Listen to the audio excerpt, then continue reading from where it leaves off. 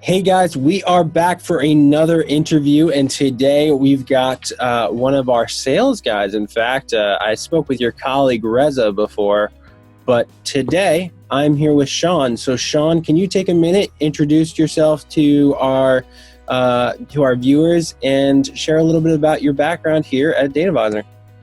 Yeah, thanks. Sean McDermott. I've been with DataVisor a little over 2 years now, and then coming from another company that does machine learning algorithms to fight fraud. Before that, more specifically in the e-commerce space. With DataVisor, I've really focused more on the social aspects as well as kind of traditional industries like finance, insurance, and then branched also into some gaming. So it's kind of fun. But who doesn't like gaming? I'm a big gamer. How do you game? Everything. I've built, you can ask some of my coworkers, I built a pretty badass PC. I don't know if I can say badass on your blog. Sorry about that. Yeah, already said it. I already said it. No, I built a new a PC that I've been playing a lot of like older games, and then The Witcher 3, which is just probably my favorite game of all time. So, yeah. Cool. Well, I wanted to talk to you because you recently wrote a blog titled How to Prevent Chargebacks. Stop them at the source with machine learning. There's a lot that went into this blog. Can you tell us where the idea for the blog came from and give us a Cliff Notes version of it? Yeah, I'm going to try not to ramble on here. But I think, when you're looking at chargebacks, a lot of it's like the specific of, hey, someone stole my credit card, they purchased something online, and then, I get this notification that, hey, you bought this one, then I submit, I didn't buy this. You put a chargeback on there, and the end company is the one holding the bill, right? Credit cards, they do fine, they get their money back, they get paid anyway. But the e-commerce company specifically is the one, holding the money and be like, hey, we're out this $100, whatever it is, right?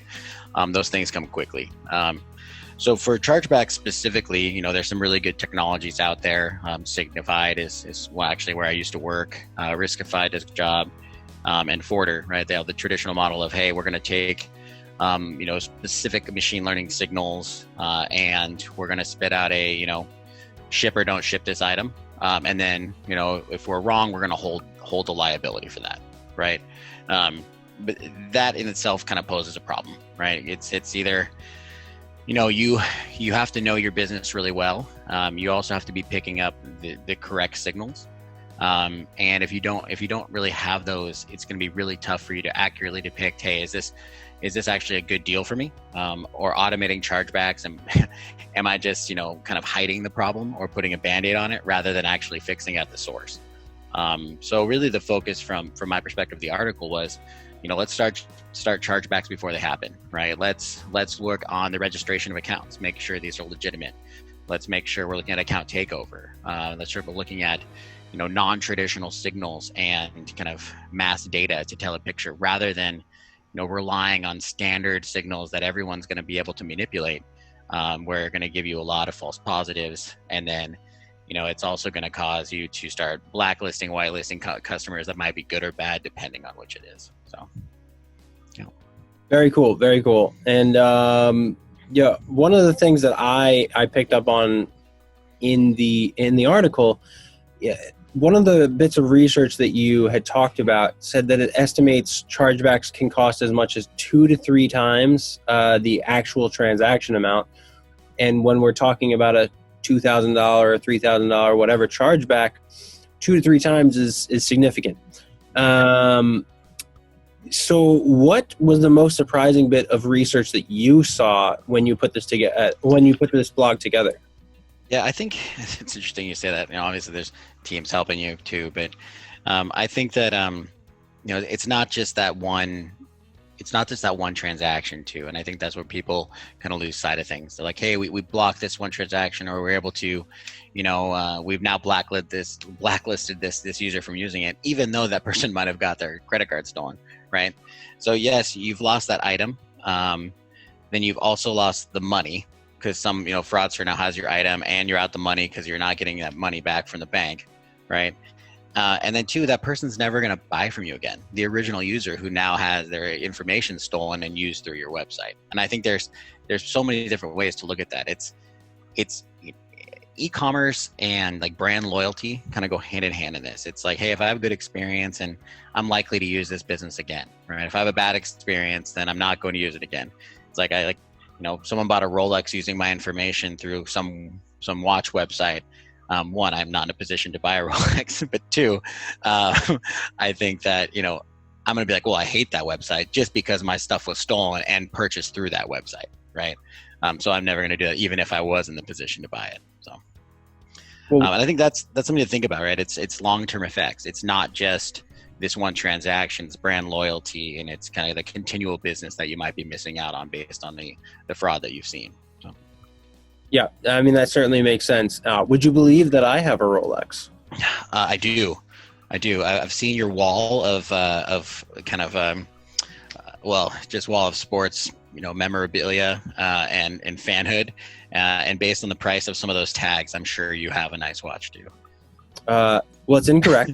My wall is my Rolex. So I have things equal to the price of a Rolex in my house. So, the future of chargebacks is kind of evolving, and obviously we're helping to shape the evolution of it. And you and I were talking about the event that's coming up soon. DataVisor Defend.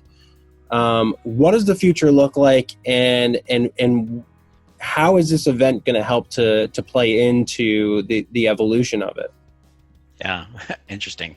I think that as far as, especially with the COVID-19 and everything going on, the more and more of the world is turned to online, kind of, running your business online, even more e-commerce than before. Like those businesses are actually booming even more.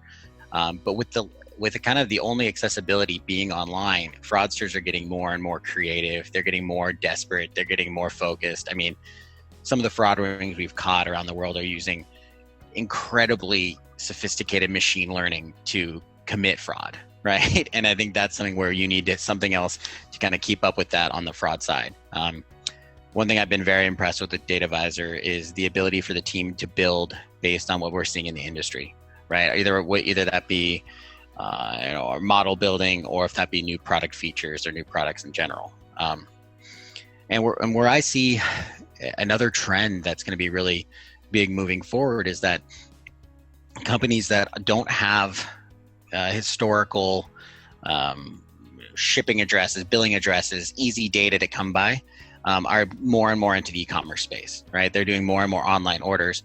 So a traditional kind of chargeback vendor or rules-based system is not going to have enough signals to be able to provide a good idea about what's fraud and what's not fraud. So when you're looking at DataVisor, we're not really reliant on historical signals. We're not reliant on traditional labels. So that gives us the ability to use the data pool that we're given and determine what's good and what's bad without needing to have a physical shipping address or a physical billing address or all these other things that in certain areas are going to be harder and harder to come by. So. No, and I think that makes total sense. Now I'm going to put you on the spot here. You're a sales guy. So, everyone always says, what's your sales pitch? So we talked briefly about it here. Defend the future. I want to get the exact name correctly. Defend the Future of Digital Fraud and Risk is the event that's coming up on July 16th. So you're a sales guy. I'm going to ask you for your elevator pitch. What is the reason that somebody should attend this upcoming event? I mean, here we go. If I were a fraudster, right, I would want to go to this event, right? Because I would want to know, hey, what do they see the future as in fraud, and how do I then mitigate those rules and those machine learning and those different tactics that they're going to use to combat me. So I always like to think about it from the fraudster, right? What's the easiest way I can get into this? But from the business perspective, there's going to be a lot of mind share, right? Our CEO is going to be giving a lot of the presentation.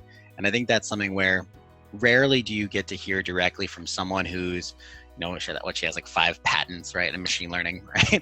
Rarely did you get to hear right from the horse's mouth and ask direct questions to a CEO of kind of a successful startup in the Bay Area, specifically one that's doing unsupervised machine learning, which there aren't many of. So if I'm a fraudster, I'm going. If I'm a competitor, I'm going. And if I have any fraud or I'm concerned about fraud at all, I'm also attending. So. See, you had me worried to start off with. I was like, I'm not sure that we want to present ourselves as if you're a fraudster, come and listen to us. Well, the best part was, I don't know if you watch much of The Office, but Michael Scott likes to talk about how sometimes he starts a sentence and he doesn't know where it's going, but sometimes he makes it there in the end. That's where I went with that. I really started off with, I'm going to talk about being a fraudster and attending this. I don't know how I'm going to circle it back, but I feel like I somehow got there. You did. You know what? I'm very impressed with that you did circle it back, because I was worried I was going to have to cut you out. That's all right. Hopefully there's lots of edits in this, so it makes me look a lot smarter than I am. So no, see, I make sure that the point of these interviews is unedited, crisp, and exactly what you see is what you get. Perfect. Well, then I'm sorry for all the listeners and viewers. So. It's why we won't have you back. That's fine. That's fine. All right. Well, you know what? I appreciate your time, Sean. I think it was a fun interview. Short, sweet, to the point. I think that we accomplished this in less time than almost any other interview. So you beat Reza. Yeah. I mean, I think I've been doing this for, I think, machine learning for anti-fraud for about 6 years now, and I think you want to get to the point. You want to get to what people care about, like how do I stop or mitigate fraud?